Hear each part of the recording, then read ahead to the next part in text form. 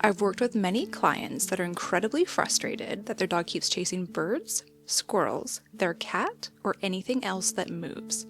I can relate to that frustration because I used to feel the same way about my dog. If your dog's animal chasing is causing you stress, then this video is for you. I'm going to show you the exact step-by-step training method that I use to stop unwanted animal chasing. It's worked with my own dog Nira and with many high prey drive clients such as terriers and sight hounds. This is a simple, rewards-based method that actually works. Yes, good job.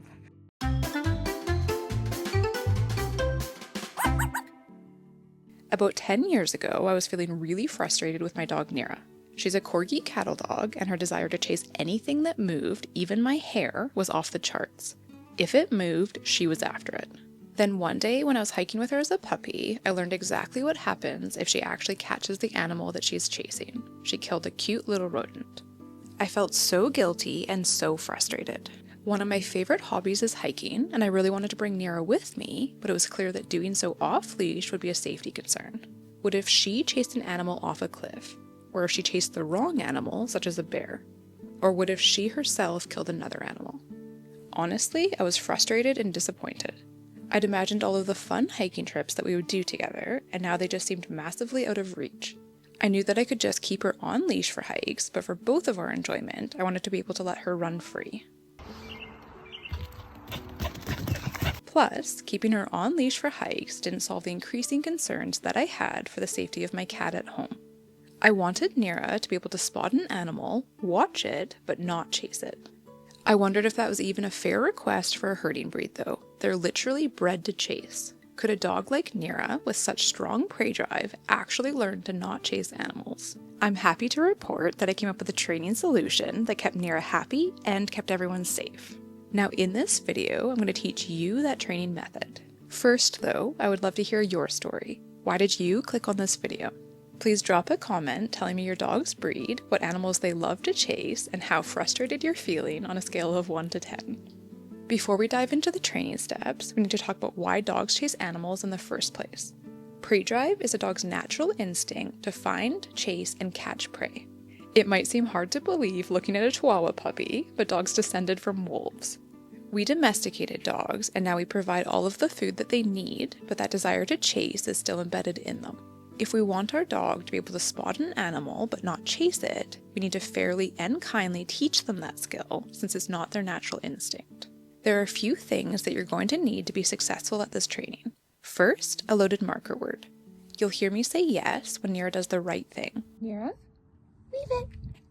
Yes. That's my marker word. Yes. If you don't know what a marker word is or how to load and use one, then I suggest that you watch this quick video. Yes. Second, I encourage using a properly fitting harness. While I do encourage you to try to avoid all leash tension during training, a properly fitting harness protects your dog's neck in times of unplanned leash tension. I also want to quickly mention that in the training clips that I'm going to show you, you may see my dog Nira wearing a collar. She's very reliable with animals now, and she prefers a collar over a harness, so that's what we've now switched to. Third, you'll need a longer leash, preferably one that's at least 10 feet. I also suggest, if possible, to use one that's hands-free. A longer leash gives your dog the space to practice making desirable decisions, while using a hands-free one helps keep them safely tethered to you. 4, you're going to need high-value rewards. The more valuable the reward, the harder your dog will work for it. I suggest using extremely high-value food rewards, or using something like a fur toy as a functional reward instead. You can learn more about functional rewards on that resource page that I linked below. And lastly, you'll need a reliably trained leave it cue. Leave it means don't go after that thing that you're interested in, and I'll give you something else instead. Yes. For this particular prey drive training method to be effective, your dog needs to already respond immediately to a leave it cue in easier situations, such as with sidewalk snacks. Yes. I've provided tutorials for training both a beginner and an advanced leave it cue on the linked resource page. Now that we've covered all of that background information, let's jump into my 3-phase training method for solving dog prey drive. Using only rewards-based training methods, we're going to teach your dog to spot an animal but not chase it. Initially, you will be cueing your dog to help them learn this new behavior, but by phase 3, your dog will offer it voluntarily. Yes. Training phase 1 is cueing the dog to leave the animal alone as soon as they spot it. The beginning of the predatory sequence, where a dog discovers and watches an animal, isn't a concern. There's no risk in our dog watching, but things can get dangerous when they start chasing. Therefore, we're going to use the positive interrupter cue, leave it, to prevent the escalation from watching to chasing. How? As soon as your dog spots an animal, cue them to leave it, and then say your marker word yes, and reward them when they glance your way. Yes. Again, a reminder that this will only work if you've reliably already taught the leave it cue. Mira, leave it. Yes. Do your best to structure the training distance so that your dog successfully listens to that leave it cue most of the time, and then slowly work closer and closer to the animal. Yes. When I started this training with Nira, I hung out on the edges of fields or treed areas where I knew there was a good chance of seeing rabbits and squirrels. Don't make the mistake of underestimating the distance that will be required for your dog to be successful when you first start training. Of course, when we're training with real animals, it's not always going to be possible to control when or where they pop up. Therefore, it's important to keep your dog harnessed and leashed during training in case your setup fails and your dog does try to chase. However, try to think of the leash as a safety belt rather than as a steering wheel. If you frequently need the leash to hold your dog back, it's a sign that you're trying to progress the difficulty much too quickly. Either increase the distance between your dog and the animal, or find other ways to bridge that difficulty gap in training.